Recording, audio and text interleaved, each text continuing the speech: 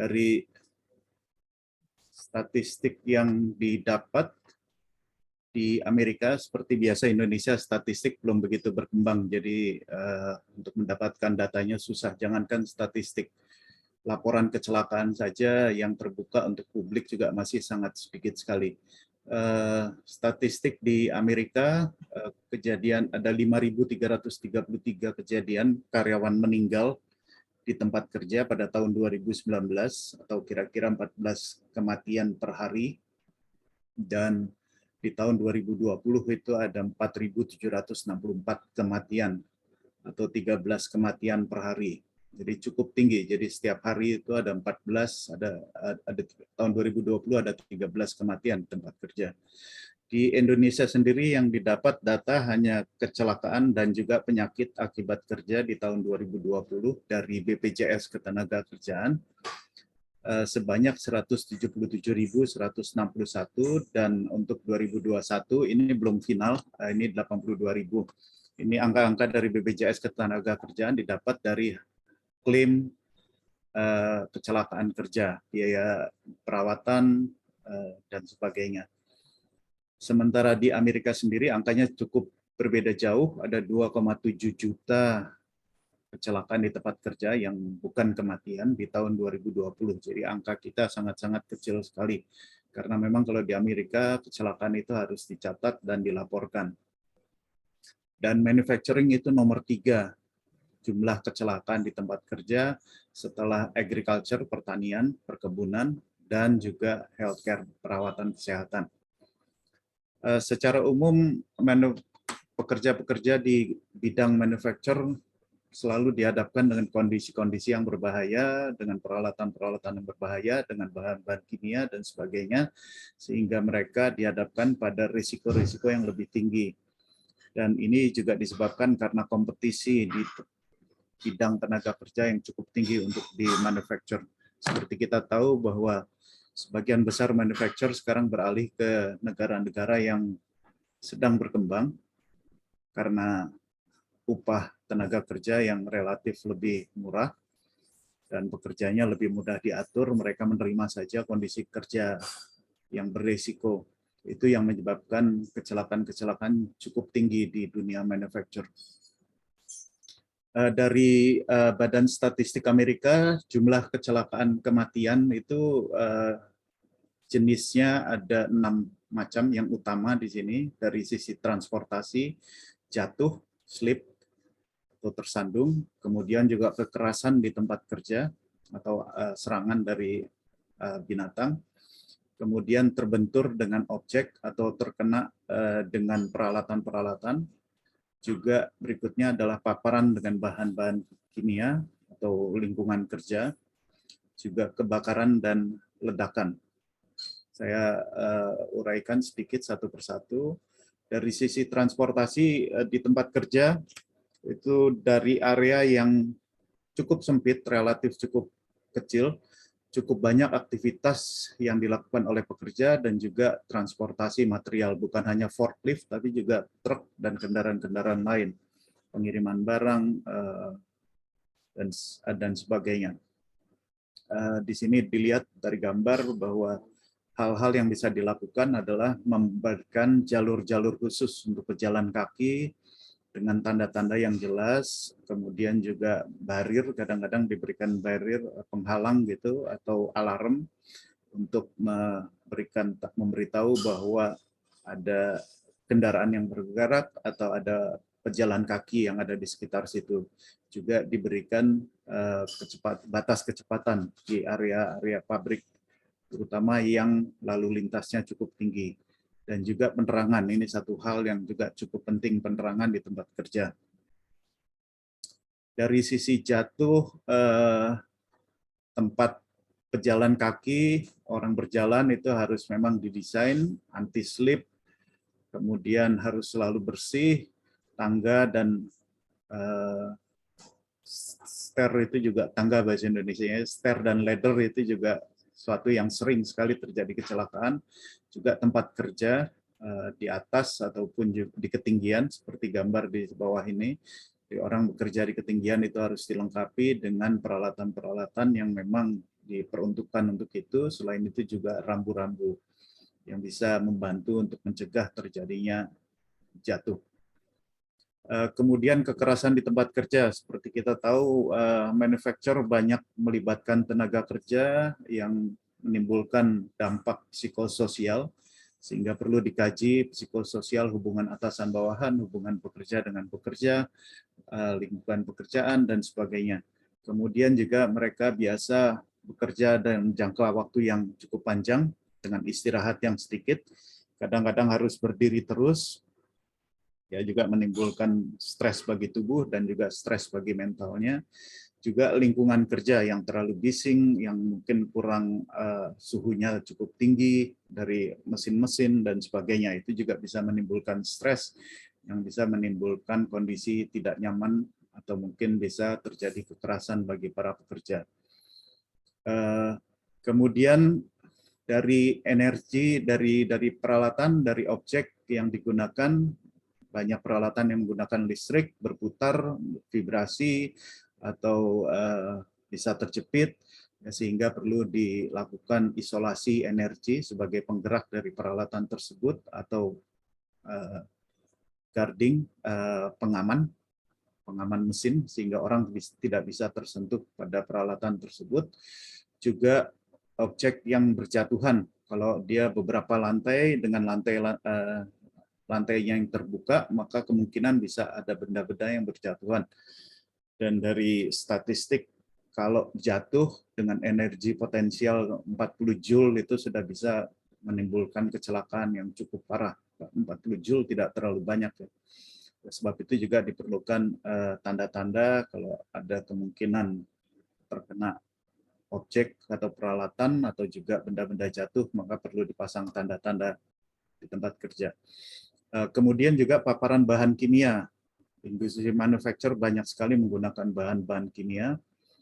Sebagian dari bahan-bahan kimia itu berbahaya. Kenali label-label, tanda-tanda bahan kimianya jenis seperti apa. Dilakukan pengelolaan bahan kimia di tempat kerja, mulai dari pemilihan bahan kimia yang harusnya yang aman. Kalau memang berbahaya, maka harus dikelola dengan sesuai dengan informasi yang diberikan oleh pabrik pembuatnya.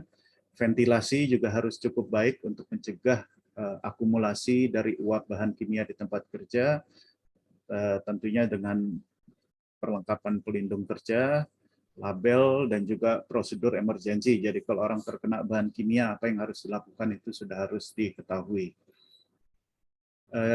Kebakaran dan ledakan. Saya mulai dari gambar yang kiri bawah ini. Ini kira-kira secara umum terjadinya kebakaran di tempat kerja. Kalau ledakan relatif waktunya singkat sekali, nggak bisa digambarkan. Tapi kalau kebakaran masih bisa terlihat. Jadi mulai dari kebakaran sampai ke titik flashover di sini, itu flashover adalah satu kejadian di mana api sudah membesar cukup besar, dan biasanya pemadam kebakaran ringan itu sudah tidak bisa membantu, bahkan pemadam kebakaran yang besar pun juga mungkin sudah tidak bisa bekerja. Jadi di titik itu biasanya kita mulai melakukan, sebelum titik itu kita harus mulai melakukan tindakan-tindakan. Dan salah satunya adalah dari inventory dan storage. Di gambar kanan ini disebutkan apakah tumpukan materialnya berapa tinggi, berapa jumlahnya, dan sebagainya, jenisnya, bahan kimia itu seperti apa. Itu sudah menentukan titik flashover ini. Semakin tinggi, semakin banyak, maka flashover-nya akan semakin cepat. Oleh sebab itu, deteksi dan alarm itu penting sekali. Juga fire suppression, pemadam apinya juga harus sesuai untuk kondisi bahan-bahan tersebut. Lalu juga harus ada emergency prosedur. Dan yang terakhir, tidak termasuk ke dalam yang menyebabkan kematian, tapi menimbulkan kondisi penyakit yang atau luka yang cukup parah, adalah repetitive stress injury. Jadi di manufacturing itu banyak sekali kegiatan yang harus dilakukan berulang-ulang oleh pekerja, atau juga terpapar pada vibrasi dari peralatan-peralatan yang ada di situ, sehingga bisa menyebabkan gangguan pada tendon atau pada saraf CTS, carpal tunnel syndrome ini pada saraf yang ada di pergelangan tangan, ataupun juga di elbow, di siku, ataupun juga di bahu, ataupun juga di leher, bisa menyebabkan gangguan-gangguan. Jadi yang penting adalah tempat kerja harus didesain secara ergonomis, peralatan dan juga perangkat kerja itu juga harus didesain sesuai dengan pekerja.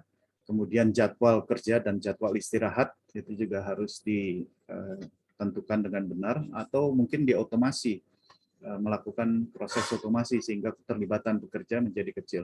Nah, menarik, siang ini dibahas adalah manajemen operation management system. Di dalam manajemen operasi itu juga harus diperhatikan kondisi-kondisi di tempat kerja yang sedapat mungkin mencegah terjadinya kecelakaan-kecelakaan di tempat kerja. Demikian dari saya, mungkin Pak Edi, terima kasih. Baik, terima kasih Pak Paul Wijaya atas penyampaian safety moment sore hari ini. Kita lanjutkan dengan acara pokok kita yang akan disampaikan oleh Pak Ahmad Meiriansyah. Waktu kami persilahkan. Terima kasih. Terima kasih Pak Edi. Saya izin share screen dulu ya. Ya, silakan.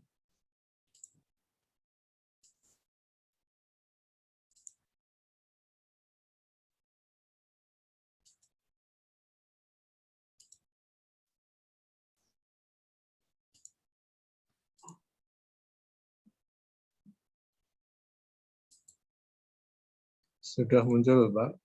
Sudah muncul ya? Ya.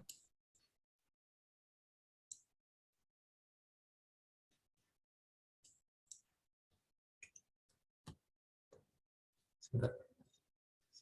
Ada salah.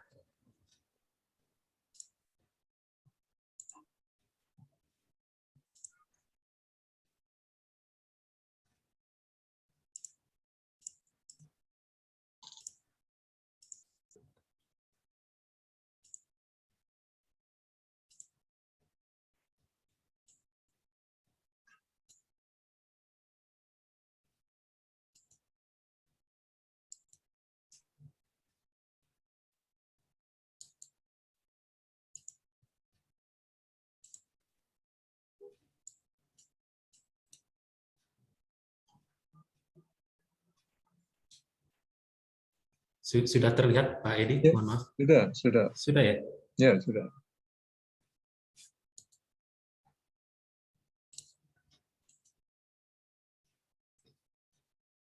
Oke, sudah full screen ya Pak Edi? Full screen, sudah. Sudah full screen ya? Ya, sudah. Oke, baik. Terima kasih.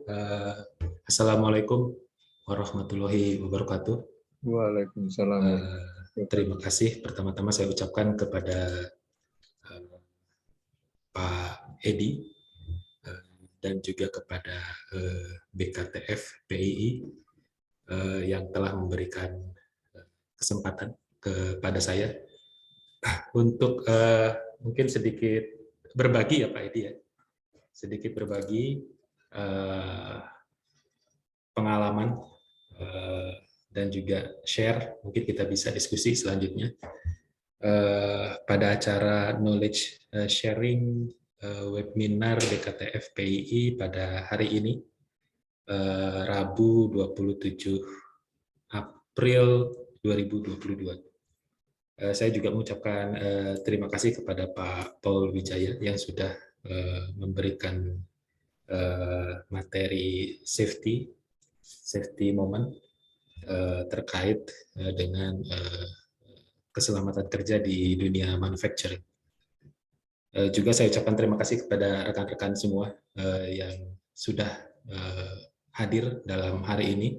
Mudah-mudahan kita bisa berdiskusi dan saling memberikan masukan ya tentunya, khususnya terkait dengan topik yang akan saya bawakan hari ini. Oke, mungkin di screen bahwa Bapak dan Ibu sekalian sudah terlihat ya. Judul yang mau saya bawakan hari ini adalah Manufacturing Operation Management System, khusus pada development dan juga project ya yang pernah saya alami.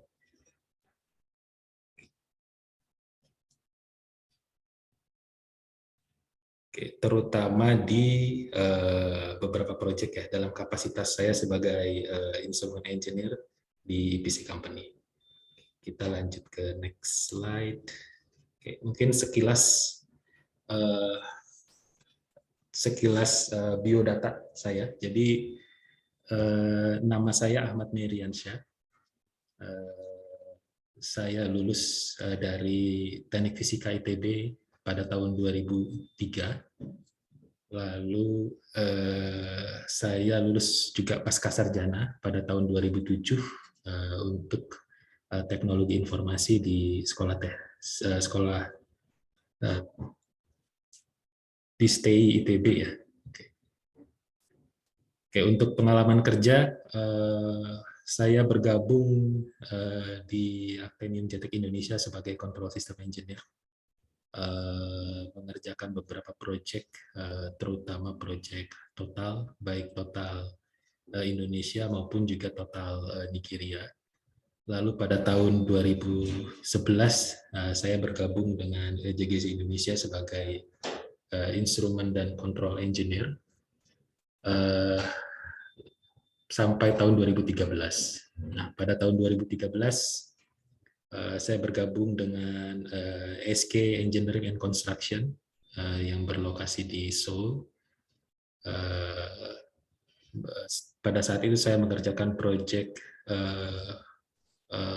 oil sand Suncor Fort Hills Secondary Extraction di Kanada.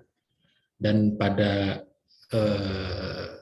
kesempatan tersebut saya pertama kali ya mengetahui ada yang namanya Maintenance Operation Management System, meskipun hanya sedikit sekali pada saat itu skopnya.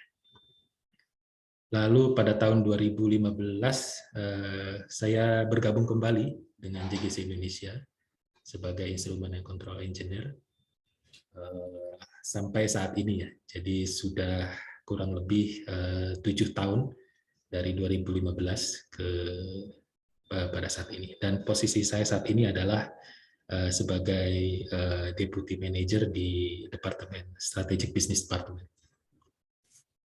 Oke,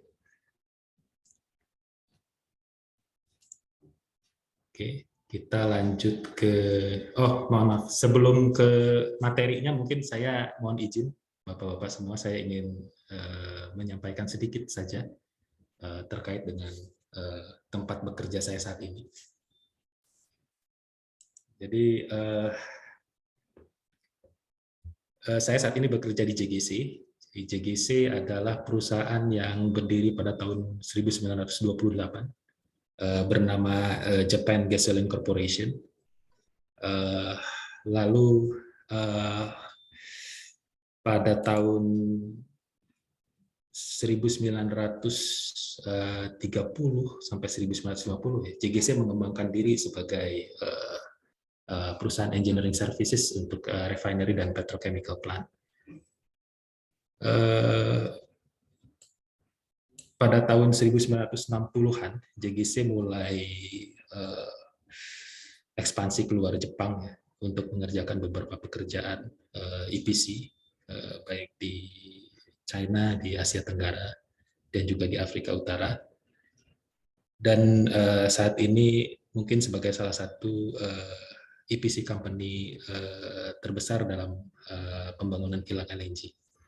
JGC Indonesia berdiri pada tahun awal 1970-an, dan sampai saat ini kami masih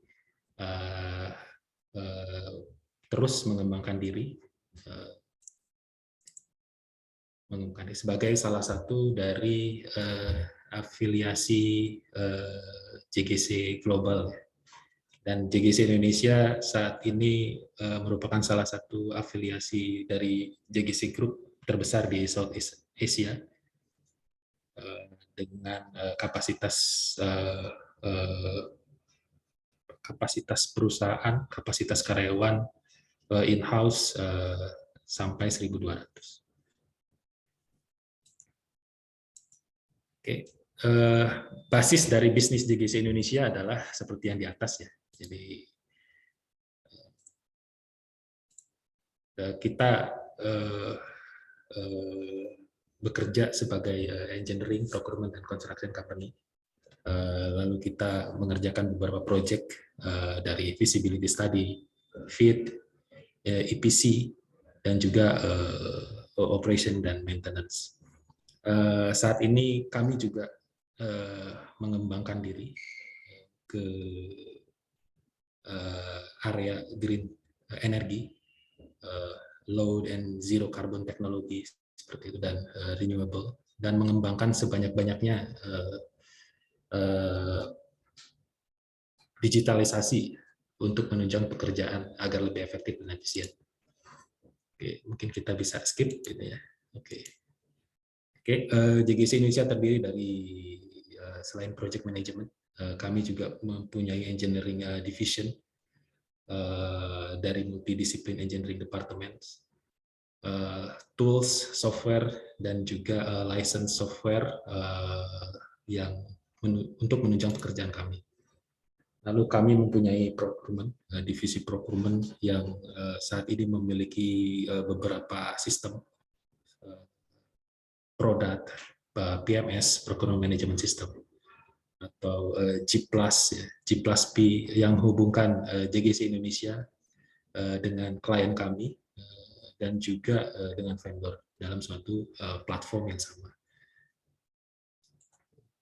Lalu untuk construction management system, kami memiliki berbagai sistem seperti workfront monitoring system, piping status monitoring system, dan juga piping construction management system yang kami gunakan ketika kami mengeksekusi pekerjaan-pekerjaan.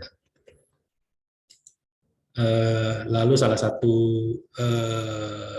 bisnis kami adalah operation dan maintenance, bahwa kami juga melakukan turnaround supervision dan juga inspeksi, assessment untuk fasilitas-fasilitas existing, turnaround management projects, dan juga constructability dan TA management support. Dan kami juga didukung oleh software yang kami develop sendiri, yang kami sebut AMIS, ya, Advanced Maintenance Inspection Support System. Lalu juga kami memiliki commissioning, pre-commissioning dan commissioning system. Kita sebut TOMAS, yaitu Turnover Management System. Jadi suatu platform yang kami gunakan ketika fase handover ke klien kami. Oke, lalu kami juga memiliki kita sebut GDMS, ya, di JGC Document Management System, yaitu suatu platform dokumen manajemen yang kami gunakan bersama-sama baik dengan klien kami dan juga vendor kami ketika dalam suatu project, sehingga lebih memudahkan untuk monitoring dan juga lebih memudahkan untuk pekerjaannya. Oke. Mungkin itu sedikit ya, sharing saya terkait dengan JGC Indonesia. Kita masuk ke materi yang ingin saya bawakan, yaitu Manufacturing Operation Management System. Disclaimer dari presentasi ini adalah dalam konteks EPC phase di oil and gas industry dan juga project implementation perspektif.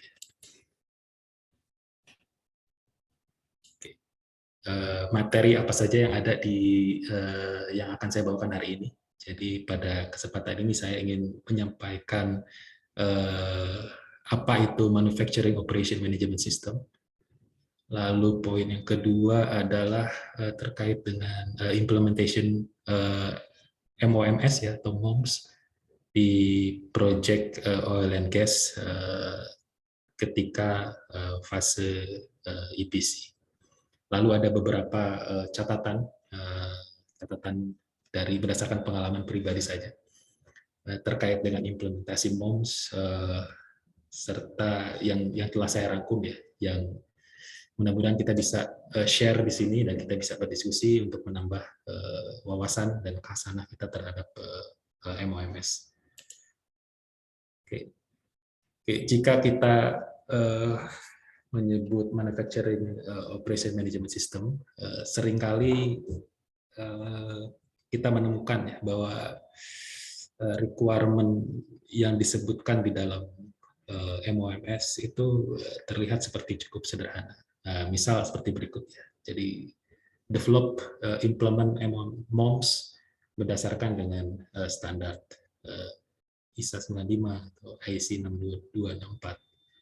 Lalu IT functionality dan integrasi terhadap layer yang lebih atas yaitu business IT, operational network. Lalu integration MOMS dengan business system network dan juga integrasi dengan layer di bawahnya yaitu sering kita namakan control system, integrated control and safety system (CSS). Tetapi sebenarnya MOMS ini mungkin tidak sesederhana ini ya. Jadi perlu dari pengalaman, dari pemahaman saya pribadi, perlu requirement yang lebih spesifik, lalu workflow atau sequence yang cukup jelas, juga design input dan output yang juga cukup jelas, dan ini harus disepakati bersama. Disepakati bersama ini dalam artian dari disepakati oleh user, disepakati oleh developer, dan juga disepakati oleh kontraktor pada early stage. Karena MOMS ini adalah tidak ada suatu yang baku dalam mendevelop manufacturing operation management system. Karena ini sifatnya mungkin saya bisa dalam tanda petik bisnis IT development lebih banyak ke arah sana, dan configurable lebih mungkin saya bisa bilang sangat bisa dimodifikasi kapan saja menyesuaikan dengan kondisi. Lalu apa itu manufacturing operation management system? International standard ya, ISA 95 umumnya dijadikan referensi oleh developer untuk mengembangkan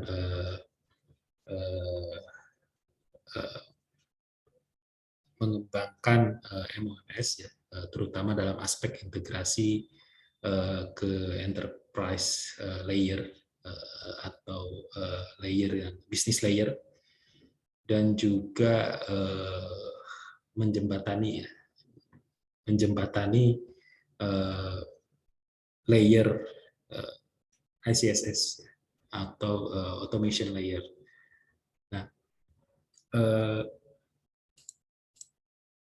objektif dari MOM sendiri adalah tujuannya untuk mengoptimasi proses operation, lalu mengoptimasi secara efektif ya production, lalu mengefisiensikan working flow, dan juga quality system yang terintegrasi dalam suatu platform.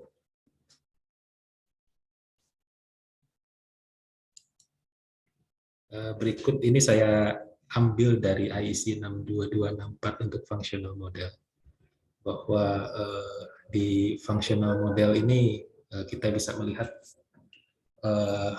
mungkin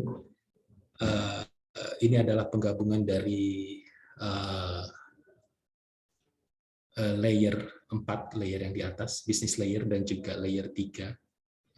Mungkin saya tidak bisa menjelaskan lebih detail ya di sini. Mungkin saya boleh skip dulu ke. Nah, ini adalah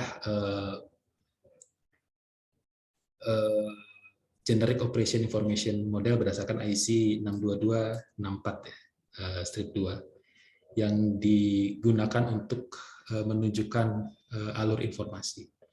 Jadi berdasarkan IC 62264 dan ISA 95 bahwa di MOMS terdiri dari 4 objek ya. Yang pertama adalah Production Operation Management, lalu Maintenance Operation Management, Quality Operation Management, dan Inventory Operation Management.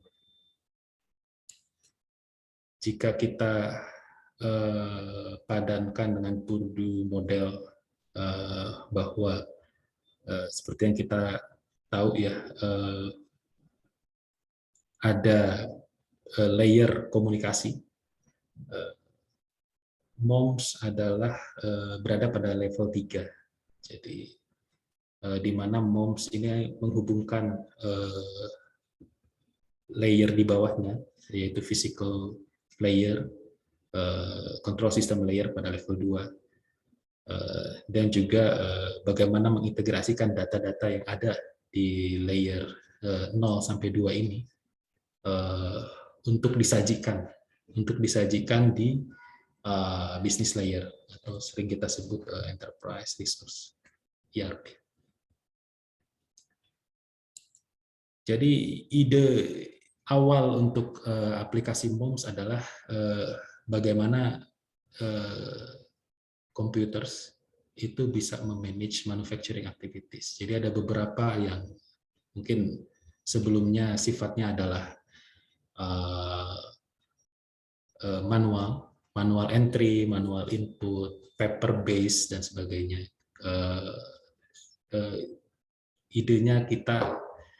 Ide awal dari MOMS adalah membuat hal tersebut menjadi lebih simple, lebih terrecord di dalam suatu database, sehingga bisa memudahkan ketika retrieve data tersebut, ketika ingin menampilkan data-data tersebut menjadi suatu report untuk analisa lebih lanjut. Nah, kendala yang ada mungkin untuk case-case tertentu, banyak hal di ERP tidak bisa direct langsung untuk, saya mungkin kembali lagi ke, mungkin untuk enterprise level, ada beberapa case, beberapa modul mungkin tidak bisa direct langsung untuk mengambil data dari layer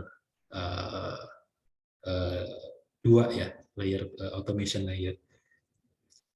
Dan kalaupun bisa, masing-masing modul-modul ini membutuhkan protokol masing-masing, sehingga protokol tersebut tidak standar.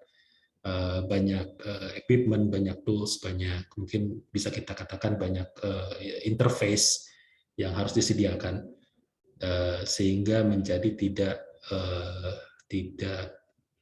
tidak efisien, dan tentu akan pada akhirnya akan membuat ongkos untuk mendevelop itu menjadi lebih mahal, dan ongkos untuk memaintain equipment tersebut juga menjadi lebih besar. Oke, core function dari MOMS yang saya ambil, yang pertama adalah planning system interface. Planning system interface adalah suatu sistem untuk menerima work order. Work order ini bisa sifatnya manual atau otomatis. Lalu ada workstation untuk mengimplementasikan work order planning, work order configuration. Lalu di workstation ini planning, scheduling, dan loading dari masing-masing operasional dilakukan. Lalu ada inventory tracking and management. Ada kita sebut material movement.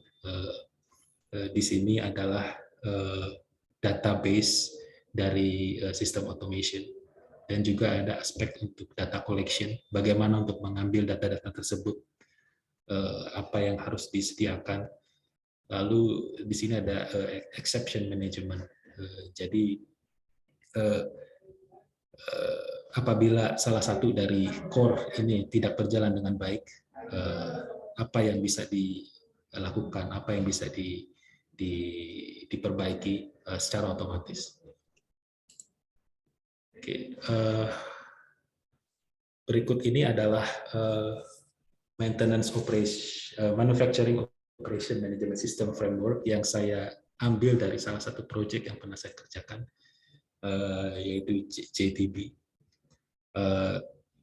Dan juga saya compare dengan Fort Hill Secondary Extraction Project, dan memang secara modul hampir sama. Mungkin ada beberapa JTB mungkin lebih banyak modulnya, sehingga saat ini saya gunakan sebagai referensi untuk sharing hari ini. Yang pertama adalah operation logbook. Mungkin di beberapa vendor seperti Yokogawa, mereka menyebut e-log atau operation management, atau di Honeywell misalnya mereka menyebut operation logbook. Lalu ada real time information system. Di sini semua data-data dari data analog, data digital dari instrumentation, lalu historian, dan disimpan di sini. Lalu ada energy performance monitoring system, di mana modul ini merupakan modul spesifik, ya. Jadi spesifik bergantung dengan software apa yang akan kita gunakan.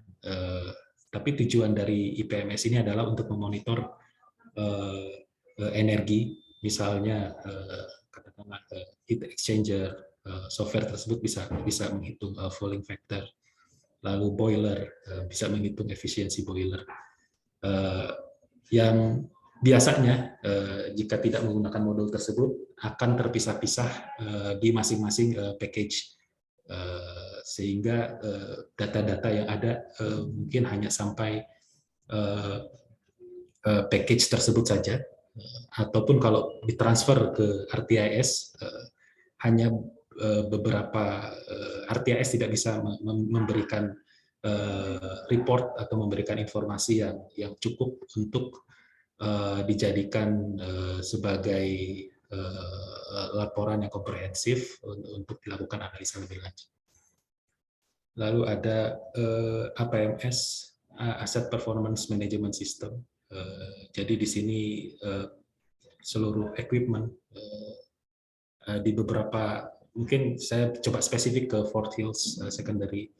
Untuk Asset Performance Management System di Fort Hills terbatas hanya untuk instrumentation-nya saja. Nah, sementara untuk case JTB tidak hanya instrumentation, tetapi juga equipment. Lalu ada computerized maintenance management system, lalu ada LIMS, ya, laboratory information management system. Misal peralatan-peralatan di laboratorium mungkin selama ini masih sifatnya tidak terkoneksi ke ICSS, report dan sebagainya hanya untuk keperluan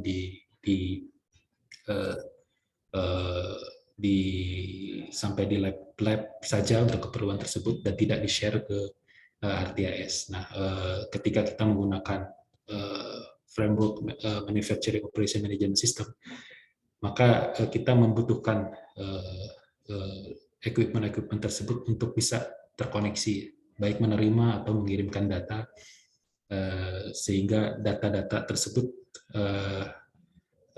ada dan bisa diolah. Lalu ada inspection management system, IMS. Inspection management system suatu sistem yang computerized untuk inspeksi peralatan-peralatan di factory atau di plant. mungkin selama ini masih paper based, masih manual. Nah, di dalam framework MOMS ini hal-hal tersebut di-develop sehingga report dan juga aktiviti-aktiviti tersebut bisa tersimpan secara reguler, dan juga data tersebut bisa diakses, tentunya bisa diakses sehingga bisa dijadikan bahan untuk dianalisa lebih lanjut. Berikut adalah e-Document Management System, EDMS.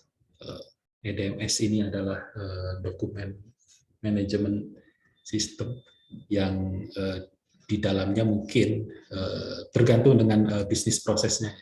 Mungkin di dalamnya kita bisa mengkoneksikan EDMS ini selain dokumen-dokumen yang berkaitan dengan kilang, misalnya seperti datasheet, prosedur, tapi di EDMS ini kita bisa mengkoneksikan dengan inspection management system, sehingga seluruh form yang digunakan untuk inspeksi bisa terrecord, bisa disimpan, dan juga nanti bisa diakses, katakanlah misalnya untuk maintenance management system, untuk scheduling maintenance management system. Oke, lalu ada collaborative work environment, dan juga terakhir warehouse management system. Di sini material control, monitoring material, dan sebagainya dilakukan di sini. Ini mungkin salah satu contoh saja dari beberapa modul framework yang tadi saya sampaikan. Yang pertama adalah RTIS. Jadi RTIS sendiri adalah berfungsi untuk mengkolek analog dan digital signal dari ICSS, lalu data acquisition dan historian dari ICSS, dan juga mentransfer data-data tersebut ke modul-modul yang lain untuk digunakan. Sebagai contoh misalnya dari ICSS kita mungkin bisa mendapatkan data pressure, temperatur, dan sebagainya untuk diolah di Energy Performance Management System menjadi suatu laporan, menjadi suatu kesimpulan apakah equipment tersebut masih bisa berjalan, masih bisa performance-nya masih sesuai dengan kriteria. Apakah kalau tidak, apakah perlu maintenance? Apakah kita bisa schedulekan maintenance? Dan apabila kita akan schedulekan maintenance, apakah itu akan mengganggu kegiatan operasi dan sebagainya? Kira-kira seperti itu alur dari RTIS. Lalu ini adalah operation logbook. Jadi salah satu aspek yang juga cukup penting di dalam operation management. Di sini operator bisa mengisi apa saja, mengisi report, mengisi log, yang nantinya mungkin akan digunakan ketika handover, shift handover management. Jadi kita bisa tahu apa saja yang harus kita kerjakan pada shift berikutnya berdasarkan dengan report yang dibuat secara sistematis. Lalu ada PTW, mungkin selama ini masih paper based. PTW ini nanti permit to work, nanti kita isi secara online. Lalu katakanlah output dari PTW ini nanti sebuah sebuah ID card, sebuah barcode yang bisa kita tap, katakanlah di suatu area tertentu. Apabila kita memang diizinkan untuk bekerja di sana, maka kita authorize untuk masuk ke area tersebut dengan hanya tap dan sebagainya, sehingga meminimalisir pekerjaan-pekerjaan paper. Dan juga ketika data-data tersebut terrecord di dalam suatu database, kita bisa memaintain data-data tersebut lebih baik, lebih efisien. Kita lanjut ke berikutnya, ke APMS. Ini salah satu modul yang cukup penting juga. Jadi APMS ini adalah Asset Performance Management System. Mungkin ada spesifik, sebagai contoh yang saya tampilkan adalah teknologi dari Yokogawa. Yokogawa memerlukan PRM dan XOPC untuk mengkolek data dari control system, dan juga ada spesifik software Insight Suite AI sebagai contoh saja. Ini untuk mengolah data-data yang didapat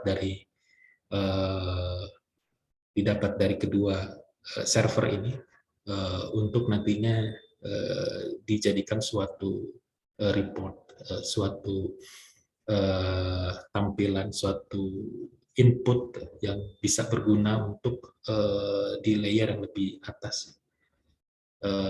Apakah aset tersebut masih bisa kita maintain atau harus kita ganti, katakanlah seperti itu.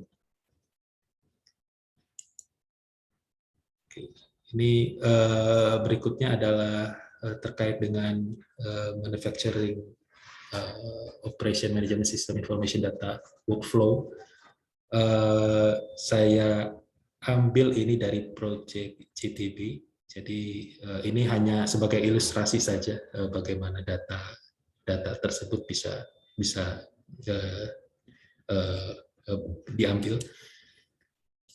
Mungkin kita tahu di sini ada proses layer.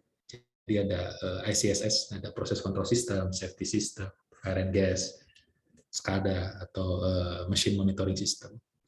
Lalu ada RTIS. RTIS ini mengambil data secara real time dari modul dari ICSS.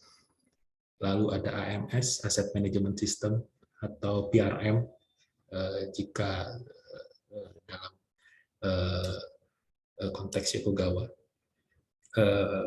mengambil data dari field instrument menggunakan device diagnostic dari DD-HUD-nya, dari device data. Lalu dari RTIS biasanya kita bisa mendapatkan trending, proses analisis, bagaimana data-data analog tersebut bisa kita monitor historinya seperti apa. Ini adalah Laboratory Information Management System, di mana LIMS ini kita harapkan bisa mengirimkan data ke RTIS berdasarkan dengan hasil sampling, katakanlah hasil manual sampling, dibawa ke laboratorium, lalu dari laboratorium muncul report. Nah, report tersebut dibuat secara sistem digital, lalu dikirim ke RTIS, dan ini juga menjadi data.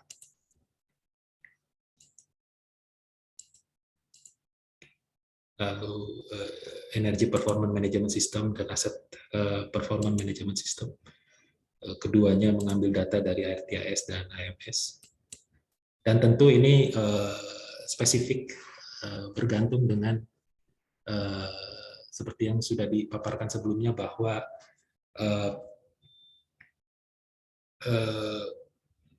MOMS ini sangat configurable, dalam tanda petik bisa apa saja dilakukan, bisa dimodifikasi, dapat dimodifikasi, dapat dikonfigurasi sedemikian rupa. lalu operation logbook yang isinya adalah logging dari operator dan juga bisa memberikan work instruction di situ. Dari work instruction kita bisa mendefine schedule, production schedule,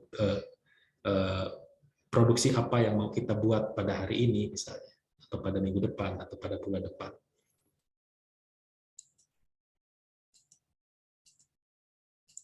Ini adalah dokumen manajemen sistem. Dokumen manajemen sistem ini sudah menyimpan dokumen-dokumen pada fase EPC dan juga dokumen-dokumen vendor, datasheet vendor, kalkulasi yang nantinya akan dikoneksikan dengan inspection management system.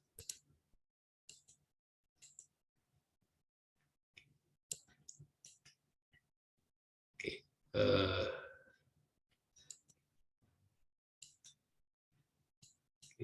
Sistem arsitektur, untuk sistem arsitektur ini juga saya coba ambil dari JTB Project. Sebagai contoh di layer 3 ini, disinilah manufacturing operation management system platform, server, dan juga network, firewall dan sebagainya dikonfigur di layer ini. Nah, lalu bagaimana untuk mengimplementasikan dan tantangannya seperti apa, terutama di dunia EPC. Mungkin saya coba kutip bahwa manufacturing operation management system projects fail not because of computer or software malfunction, but most frequently from poor definition.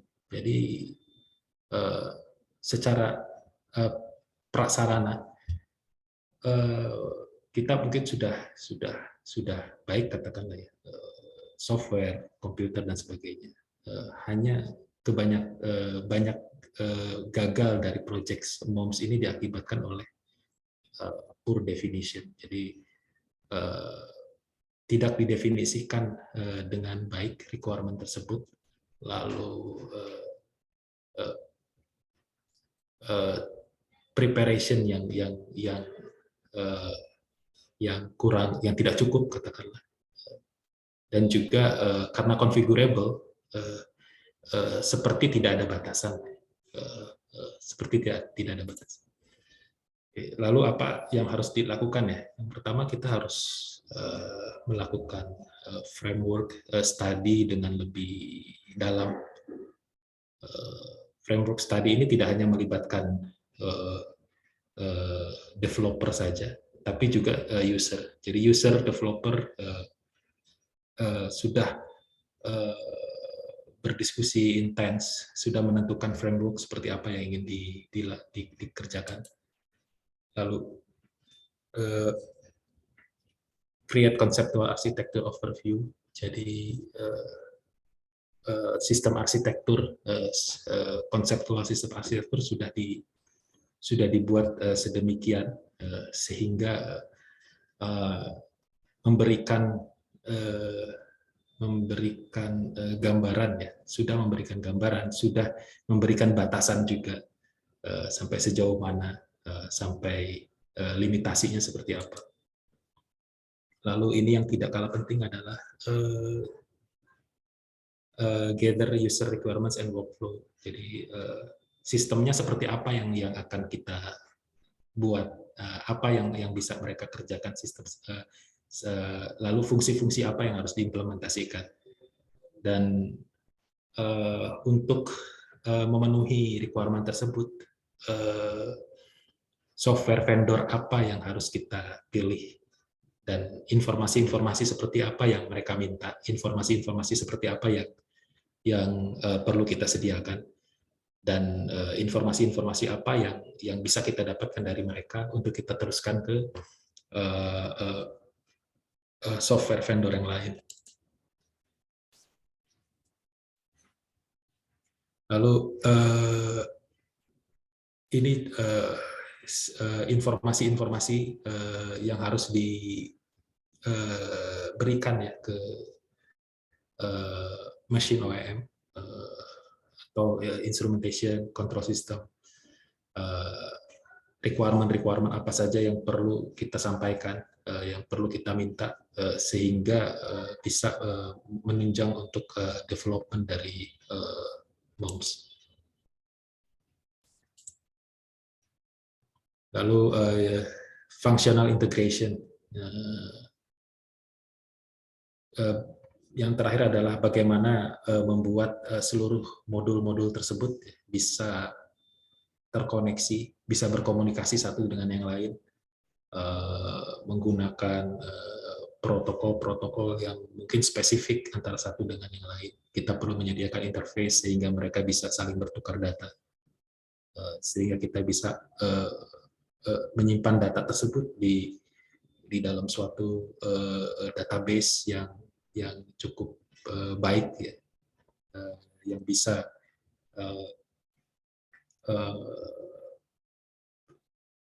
bisa kita sajikan nantinya, karena database sendiri merupakan suatu hal yang sangat penting, karena feeding dari MOM sendiri adalah database. Semakin database tersebut lengkap, semakin banyak yang bisa diolah di MOMS, dan semakin banyak juga yang kita bisa sajikan sebagai report, sebagai bahan untuk analisa lebih lanjut. Lalu requirement seperti apa ya yang harus kita sediakan? Yang pertama, full integration. Jadi seluruh modul yang ada untuk menunjang MOMS harus bisa terintegrasi satu sama lain. Lalu scalability to future needs ya. Jadi tidak masih bisa digunakan untuk di future. Lalu kompatibel dengan existing system jika memang kita bekerja di area yang existing. Lalu broad system access, lalu security tidak kalah pentingnya, karena data-data tersebut akan kita share ke layer yang ke business layer katakanlah, sehingga cyber security menjadi hal yang fundamental. Lalu kemampuan untuk upgrade hardware, lalu bisa mudah untuk dikonfigurasi. Nah, berikut adalah typical workflow dari instrument engineering di EPC company seperti biasanya. Jadi, mungkin yang pertama adalah seperti yang kita ketahui ya, bahwa EPC company itu bekerja berdasarkan kontrak dan waktu. Jadi ending dari EPC adalah katakanlah ketika plant sudah beroperasi, dan juga startnya adalah ketika konseptual tersebut sudah ada, sudah ready. Sementara untuk MOMS sendiri adalah suatu sistem yang didevelop ketika operation, bukan di fase engineering, bukan di fase EPC. Nah, memang ada beberapa case di mana bukan beberapa ya, ada banyak case di mana platform kemampuan dari suatu equipment tersebut harus sudah dispesify di awal, sehingga ketika diperlukan di data tersebut diperlukan, itu bisa tersedia sehingga tidak kita tidak perlu untuk memodifikasi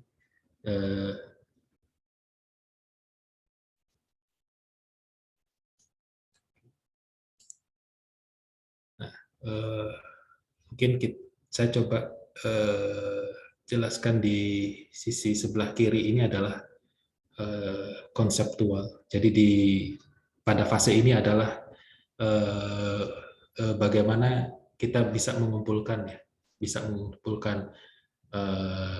data, bisa membuat konsep, lalu kita melakukan workshop dengan parties yang terlibat ya. Karena MOM sendiri adalah suatu sistem yang mengkolek dari berbagai objek, dari berbagai aktivitas yang berbeda-beda. Lalu pada fase ini kita bisa tahu, kita bisa mendapatkan input dari user seperti apa, requirement apa yang mereka mau.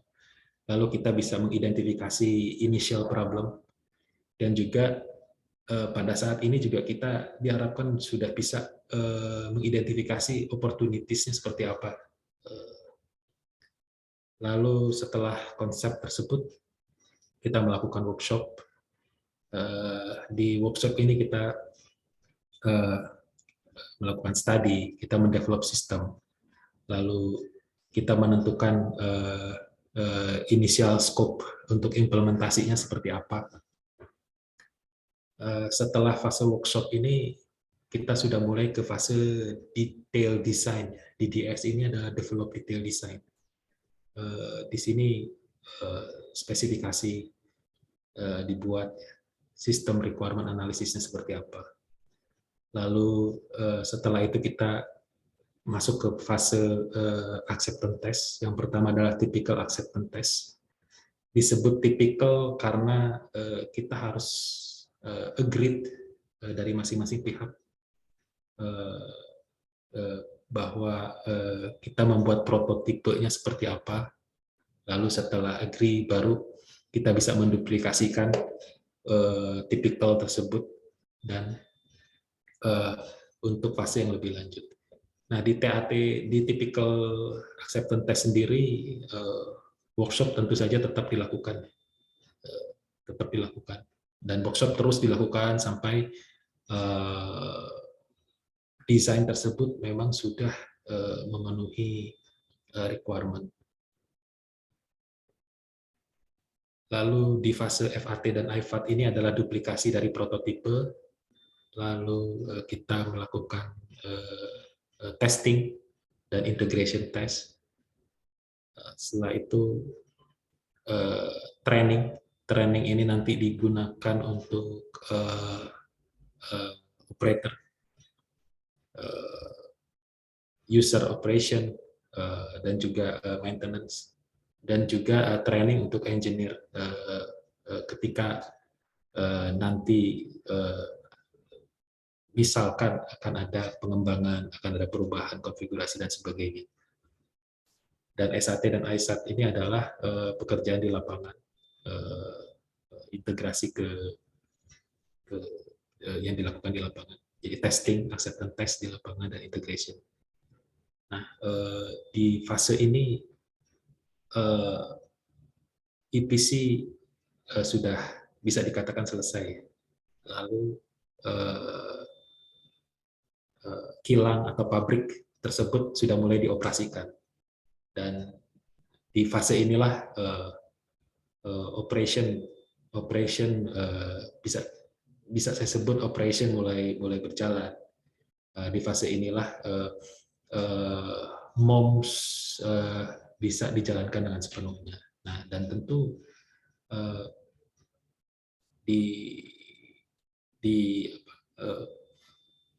pada fase ini sudah bisa saya katakan EPC kontraktor sudah tidak ada, vendor-vendor juga sudah selesai, gitu. Sehingga di fase operasi inilah yang menjadi sesuatu yang kritikal dan sesuatu yang menarik karena MOMS sudah mulai dijalankan sepenuhnya. Berikut adalah catatan singkat saya selama ini. Jadi saya pribadi menyimpulkan bahwa MOMS itu adalah lebih kepada operation development projects. Jadi project suatu sistem yang didevelop untuk kegiatan operation. Dan memang ada keuntungan dan kekurangannya apabila di-develop di fase EPC. Sebagai contoh adalah di fase EPC kita belum melihat pabrik atau kilang itu secara utuh. Kita belum tahu kira-kira proses operasinya nantinya akan katakanlah akan seperti apa untuk di-develop di MOMS. Tapi advantage-nya apa apabila MOMS dikerjakan di fase ini adalah kita sudah mempunyai baseline, ya, mempunyai framework, sudah mempunyai prasarana yang memungkinkan. Katakanlah misalnya kita sudah memutuskan dalam tanda petik misalnya instrumen tersebut harus hard, gitu ya, sehingga device diagnostic datanya bisa kita ambil. Dan bisa kita bayangkan ketika kita ingin mengimplementasikan MOMS di fase operation, tetapi proses sensing atau instrumentation-nya sendiri tidak mempunyai capability untuk mengirimkan diagnostic data karena bukan hard, katakanlah seperti itu. Nah, di fase-fase keuntungan tersebut,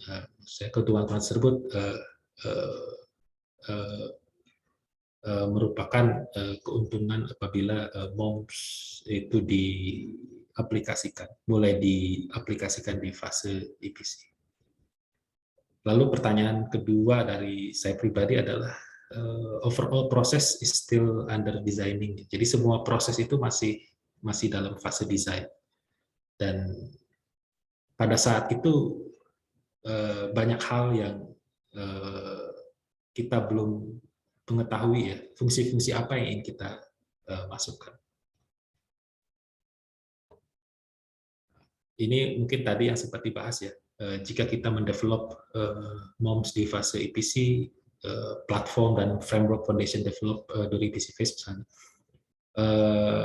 bahwa equipment, mesin, pump misalnya, ya, rotary equipment, kompresor, instrumen, control system, valve, itu sudah ready untuk support MOMS, sehingga ketika sehingga kita pada fase operation kita ingin mengembangkan lebih lanjut, itu menjadi lebih mudah karena data tersebut sudah ada. Catatan yang keempat adalah konsep workflow dan requirement dari MOMS sendiri, maturity levelnya sampai mana ketika EPC phase, ya.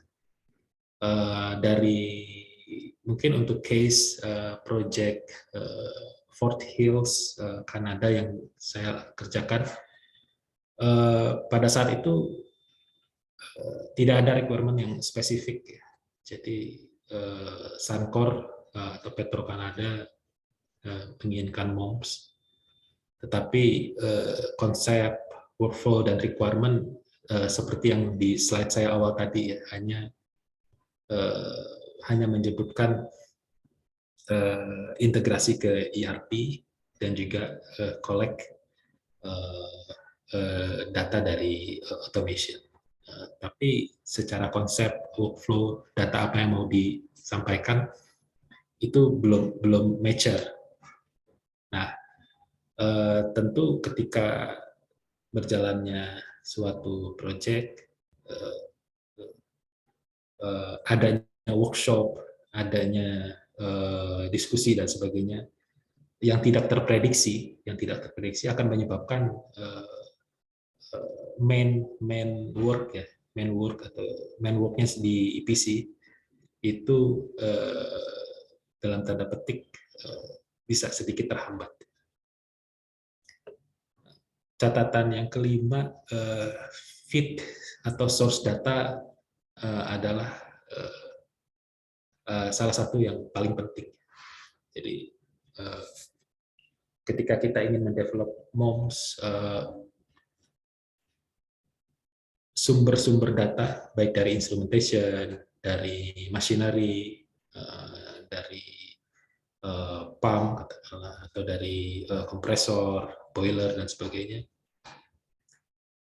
kita harus bisa memastikan ya bahwa equipment tersebut bisa mengirimkan data-data tersebut, atau data tersebut bisa kita ambil di dalam suatu platform, katakanlah seperti RTIS, ya, Real Time Information System. Kita bisa mengambil data tersebut dan open menggunakan satu platform protokol seperti misalnya Modbus atau OPC.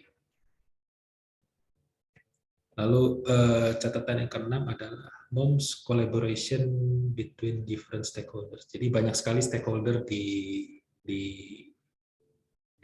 ketika kita ingin mendevelop MOMS ya. Jadi tidak hanya terbatas dari disiplin katakanlah instrumentation saja atau control system saja, tapi kita juga berkolaborasi dengan disiplin yang lain, misalnya IT atau laboratori, maintenance dan operation, dan ini perlu diskusi yang cukup intens ya. Nah, beberapa case memang ketika EPC phase ya, di awal-awal inisial EPC phase, plan atau kilang itu kan belum dibangun, sehingga pada saat itu belum ada bisa dikatakan involvement dari operation, involvement dari maintenance belum ada. Nah, itu mungkin salah satu challenge ya, salah satu challenge yang bisa saya catat ya dalam mendevelop MOMS. Sehingga untuk next, mungkin lesson learned dari saya pribadi, apabila ada requirement untuk develop MOMS di dalam suatu EPC, kita harus memastikan bahwa stakeholder tersebut, ya, grup stakeholder tersebut sudah tersedia. Berikutnya adalah alignment issues among the modules. Jadi ada beberapa case modul-modul dari MOMS didevelop oleh developer yang berbeda-beda. Nah, dalam hal ini menjadi suatu challenge, untuk bagaimana bisa mengkoordinasikan multi developer tersebut sehingga bisa membangun platform sesuai yang kita inginkan. Untuk meminimalisir hal tersebut, ada beberapa case seperti di JTB project, bahwa user dan kontraktor sudah menunjuk satu katakanlah main automation kontraktor untuk mendevelop hal tersebut. Meskipun insight di dalam MAC tersebut, di dalam main automation kontraktor tersebut, mereka akan engage dengan beberapa developer.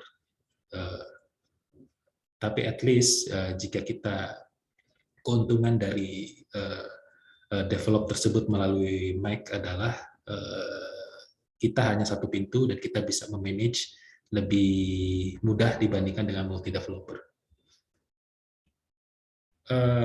Catatan yang berikutnya adalah alignment between IT dan operation. Ketika EPC phase,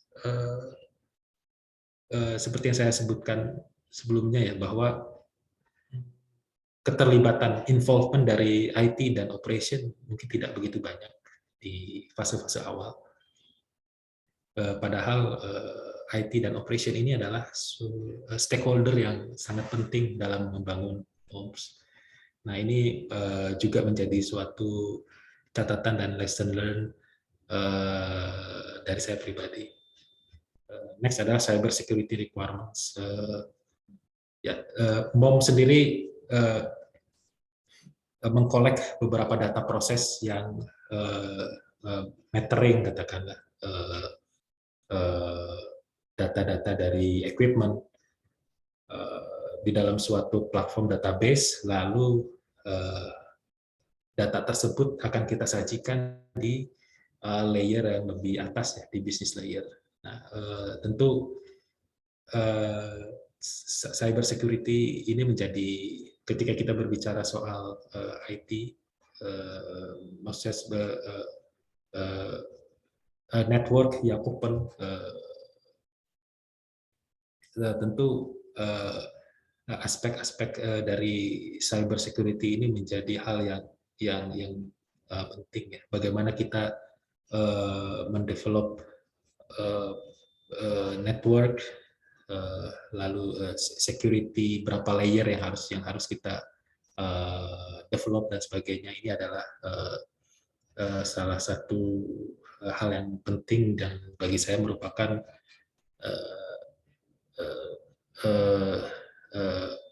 sesuatu yang cukup krusial ya di fase develop MOMS ini, terutama ketika integrasi dengan layer yang lebih atas. Oke, sudah selesai.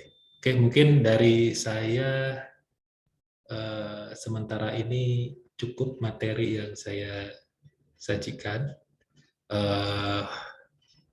Mohon maaf sebelumnya jika ada yang terlewat atau jika ada beberapa konten yang mungkin tidak tersampaikan dengan baik. Terima kasih. Setelah ini saya kembalikan ke Pak Edi. Baik, terima kasih Pak Ahmad Meiriansyah yang sudah menyampaikan paparannya ya tentang MOMS. Kita lanjutkan dengan pertanyaan-pertanyaan. Baru muncul satu pertanyaan di sini. Silakan menuliskan pertanyaannya atau bisa memberikan tanda ya kalau mau menyampaikan secara langsung. Pertanyaan yang pertama dari Pak Amin ya. Selamat sore, mohon izin bertanya. Dengan mitigasi yang dijelaskan tadi ketika melakukan implementasi MOMS pada saat masa EPC, mohon sarannya bagaimana cara mendeliver sistem ini agar sesuai dengan pada sesuai dengan masa kontrak EPC. Mungkin sesuai dengan masa kontrak EPC-nya gitu ya. Sejalan. Ya. Baik. Bisa saya jawab sekarang, Pak Edi? Ya, silakan. Sambil nunggu pertanyaan yang lain. Sampai 17.15 ya ini harapannya. Iya, ya. Oke, makasih Pak Edi. Pertanyaannya dari Pak Amin ya? Ya, Pak MT Amin. Ya, Pak Amin kemarin sama-sama. Ini kayaknya ngetes aja nih Pak Edi. Oh gitu, aduh. Ini ternyata satu kelompok. Satu kelompok ya. Ya, tadi pertanyaannya adalah bagaimana kita bisa mendeliver MOMS ketika fase EPC berakhir ya. Ya, betul. Memang developing MOMS ketika fase EPC ada, seperti yang saya sampaikan tadi ya, ada advantage dan ada disadvantage. Disadvantage-nya adalah developer atau EPC kontraktor yang tadinya sebagai developer, dan tanda petik saya bisa bilang developer, pada saat operation mereka sudah tidak berada di kilang tersebut ya, mereka sudah pergi, artinya mereka sudah cuci tangan dan sebagainya, mereka sudah keluar dari lapangan dan MOMS akan diserahkan ke user. Nah, tentu dalam hal ini memitigasinya yang pertama adalah memang EPC company tidak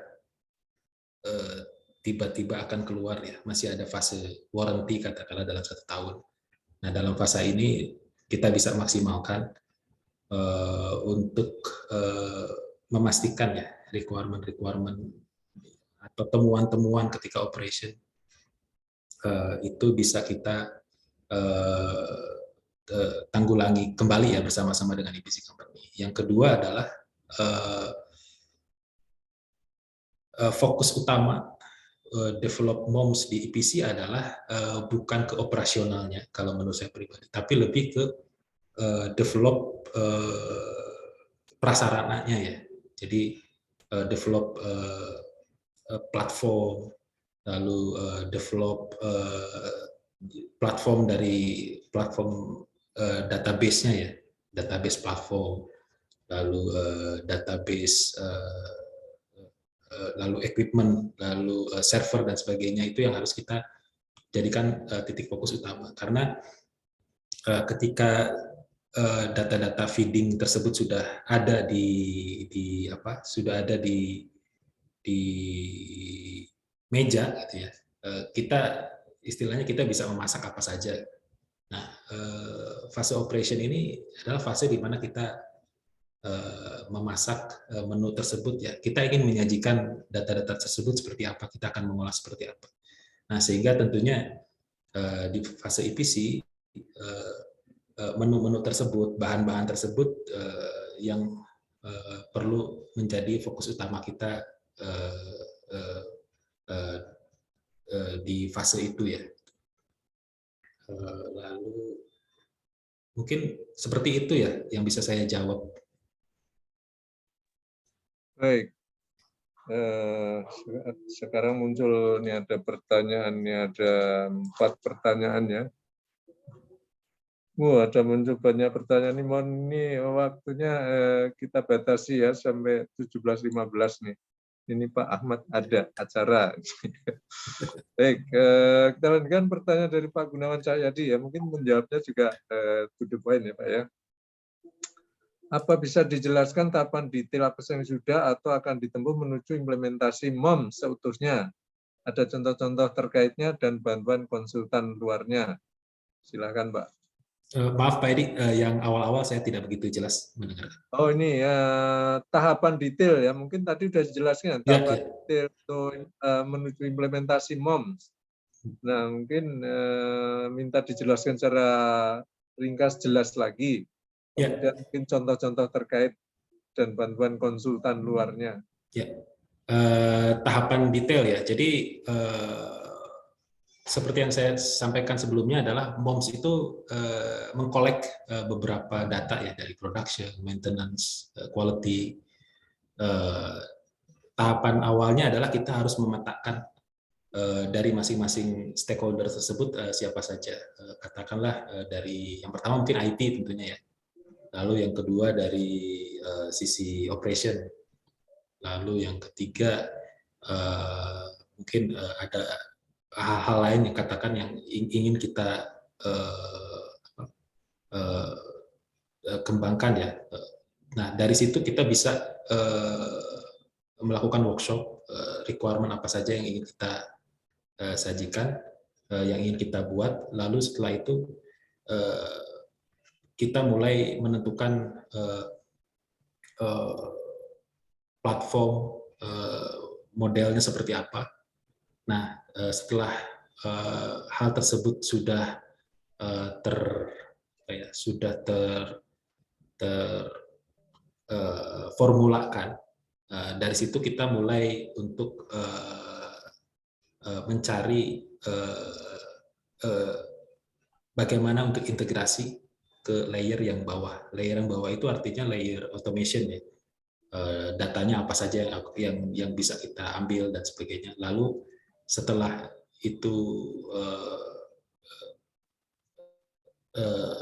setelah integrasi ke layer bawah, baru kita mulai untuk mungkin bersama-sama untuk bagaimana untuk mengintegrasikan ke layer yang atas. Jadi intinya sebenarnya MOMS ini sebagai bridging saja, jadi sebagai bridging dari data-data di layer 0 sampai 2 yang mau kita sampaikan di layer bisnis layer. Mudah-mudahan bisa menjawab ya. Baik, berikutnya dari konsultan ya, terakhir ada konsultan ya, asing. ada konsultan ya. Ya, memang sepemahaman saya sampai saat ini konsultan dalam negeri untuk MOMS masih sangat limited, sehingga beberapa case dilakukan oleh konsultan asing dan tentu akan menyebabkan ini ya capex untuk MOMS jadi lebih tinggi. Baik, berikutnya dari Pak Freddy. Dari presentasi MOMS ini ada 10 modul. Pertanyaannya ada 3. Yang pertama, apakah setiap modul ada software tersendiri atau terpisah? Atau 10 modul disatukan dalam sebuah sistem? Nama software sistemnya apa? Oke, dari 10 modul tersebut ada beberapa modul yang bisa dilakukan oleh satu software. Beberapa modul yang lain sudah spesifik software ya, seperti IPMS, Energy Performance Management System, itu hampir rata-rata spesifik software yang bisa. Nah, tugasnya MOMS adalah bagaimana mengintegrasikan dari modul-modul tersebut ke dalam suatu meja yang sama. Itu adalah tujuan dari MOMS sendiri. Baik, berikutnya, apakah software sistem ini didevelop sendiri in-house? Apakah ada kolaborasi dengan, ini ada Rekin. Ya, untuk JTB Project tentu pada saat itu adalah bersama dengan Rekin ya. Kolaborasi EPC company mungkin tidak mendevelop software. Jadi development software dilakukan oleh third party vendor atau software company dan sebagainya. Tugas utama dari EPC company adalah memastikan bahwa requirement yang ada, requirement yang diminta itu bisa dikerjakan, bisa dibuat dengan baik. Baik. Yang ketiga, terkait IDMS. Pada JTB Project ada beberapa masalah IDMS di mana masih banyak dokumen vendor belum dikonversi ke format dokumen IDMS. Mohon pencerahan di mana kendalanya dan apa solusinya. Terima kasih. Oke. Ya. Memang ada beberapa spesifik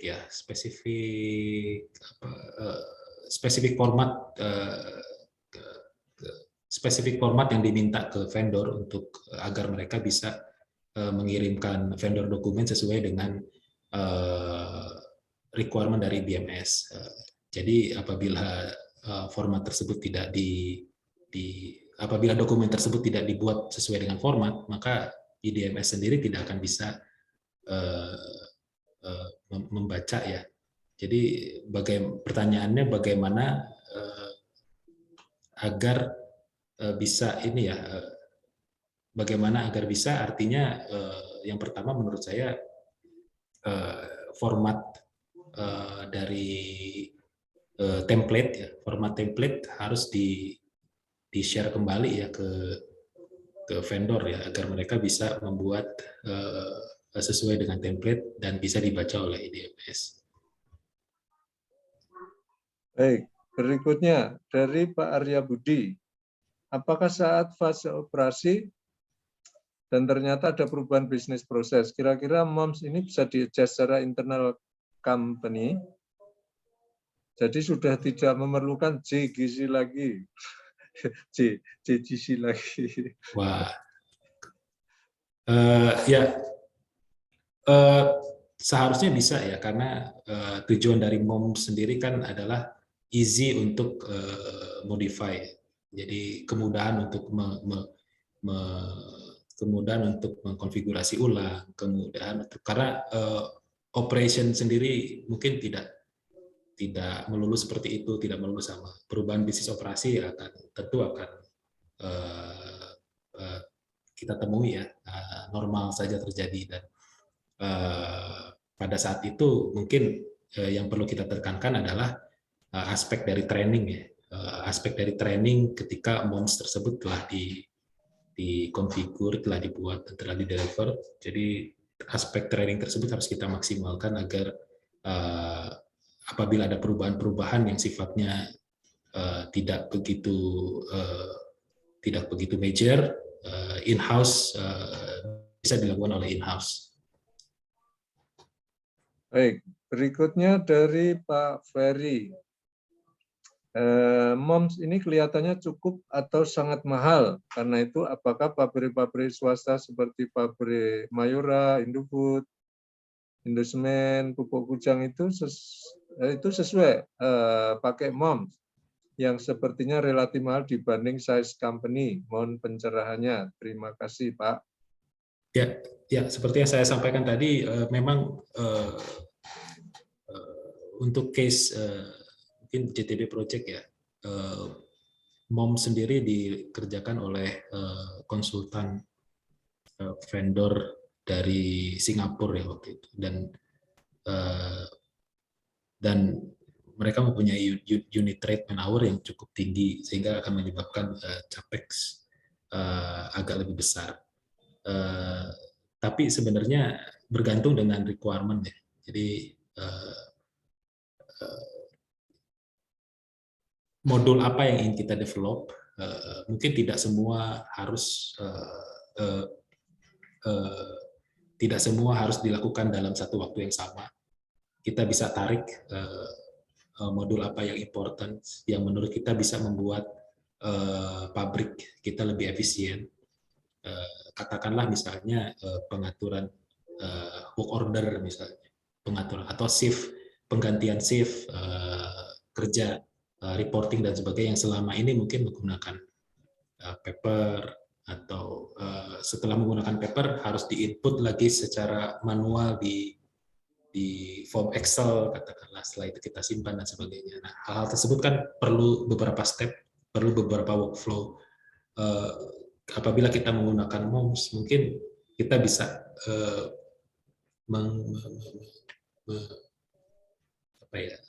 bisa mengurangi beberapa step tadi, sehingga pekerjaan bisa menjadi lebih efisien, dan tentu tidak bisa terlihat di fase awal. Baik, berikutnya dari Pak Gunawan Cahyadi. Seberapa banyak dan jauhnya MOMS ini menunjang produktivitas dan unjuk kerja atau performansi perusahaan terkait? Apa saja kendala-kendala yang muncul? Oke, untuk pertanyaan ini mungkin saya belum tepat juga untuk menjawab ya, karena tidak di situ. Tapi sesuai dengan tujuannya, memang MOMS ini akan membuat beberapa workflow menjadi lebih efisien. Misalnya kita tidak perlu memberikan paper ke rekan kerja kita misalnya yang ada di kantor yang lain, tapi kita bisa membuat form tersebut di dalam satu platform, sehingga kita bisa mereduce waktu ya, sehingga kita bisa mereduce waktu untuk mendeliver material tersebut, dan salah satunya mungkin itu. Yang kedua adalah ketika kita katakanlah untuk kita mengambil data dari DCS katakanlah, nah dan kita ingin mengolah data tersebut, kita bisa lebih mudah karena data tersebut sudah ada dan kita bisa istilahnya kita bisa melihat data tersebut, ya, menyajikan melihat data tersebut dengan lebih mudah karena reporting, dashboard dan sebagainya sudah tersedia. Kita tidak perlu lagi melakukan meng-create atau membuat analisa sendiri dan sebagainya karena analisa-analisa dan reporting sudah tersedia di dashboard. Baik, terima kasih. Ini masih 3 menit ya. Saya nambah 1 pertanyaan aja. Boleh, Pak. Pertanyaan Pak Edi biasanya ini nih. Yang tentang MOMS tadi itu kalau secara praktis di industri ya seperti JGC ini yang menjadi referensi untuk pemahaman konsep dan juga implementasinya itu buku pintarnya apa itu? Referensi pintarnya ini. Referensi pintarnya. Praktisi ini kan. Selain standar-standar yang disebutkan tentu saja ya. Ya. Kalau dari ini Pak, kalau di JGC Yokohama, kita memang mempunyai in-house standard ya. Di work breakdown structure-nya JGC di 1371 itu memang ada menyebutkan beberapa standar metode untuk mendevelop MOMS. Baik, saya memang ada ininya ya, ada knowledge-nya ya, knowledge yang dipelihara, dikembangkan di perusahaan ya. Contohnya tadi JGC tadi ya. Tapi baik. Hanya sederhana Pak, kalau yang bisa gitu saya sampaikan ya, sederhana. Ya, nanti pertanyaan detail bisa lewat media yang lainnya. Oke, terima kasih ya. Sekali lagi saya atas nama BK Teknik KBI mengucapkan terima kasih yang sebesar-besarnya pada Pak Ahmad Meiriansyah yang sudah menyampaikan paparannya cukup detail ini ya tentang MOMS. Ini sebenarnya sejalan dengan proses digitalisasi ya ini ya, transformasi digital perusahaan-perusahaan ini ya. Integrasi berbagai aspek ini sangat penting sebenarnya, ini sekarang masih hot gitu kan. Makanya di Indonesia datanya juga masih langka orang yang ahli dalam bidang ini. Makanya ini peluang bagi kita semua kalau tertarik ya bisa kita diskusikan gitu ya. Terima kasih Pak Ahmad Meiriansyah ya. Terima kasih pada Pak Paul Wijaya yang tadi sudah menyampaikan sistem sore hari ini. Terima kasih pada Ibu dan Bapak sekalian yang masih bergabung di acara kita webinar BK Teknik Fisika sore hari ini. Ini minggu terakhir ya karena minggu depan libur panjang ya. Jadi kita lanjutkan program kita sesudah libur panjang. Mohon maaf kalau ada yang kurang berkenan dan juga selamat Idul Fitri bagi yang merayakan, mohon maaf lahir dan batin. Terima kasih, salam sehat-sehat selalu dimanapun berada, tetap disiplin dengan protokol kesehatan. Sekali lagi terima kasih. Assalamualaikum warahmatullahi wabarakatuh. Assalamualaikum warahmatullahi wabarakatuh. Terima kasih banyak Pak Edi, BKTF, dan rekan-rekan semuanya. Mohon maaf apabila ada yang kurang berkenan. Terima kasih, selamat berbuka nanti jam 6. Ya, terima kasih. Terima kasih Pak Edi. Ya, selamat Lebaran. Mohon maaf lahir batin. Ya, selamat Lebaran, Pak. Ya, selamat Lebaran Pak Edi. Terima kasih Pak Ahmad atas sharingnya. Sama-sama ya Bapak. Mohon maaf kalau ada kekurangan. Terima kasih Pak Edi. Ya, terima kasih. Saya live ya. Ya, makasih. Kita tutup. Mohon maaf. Skema pengolahan sampah industri pada umumnya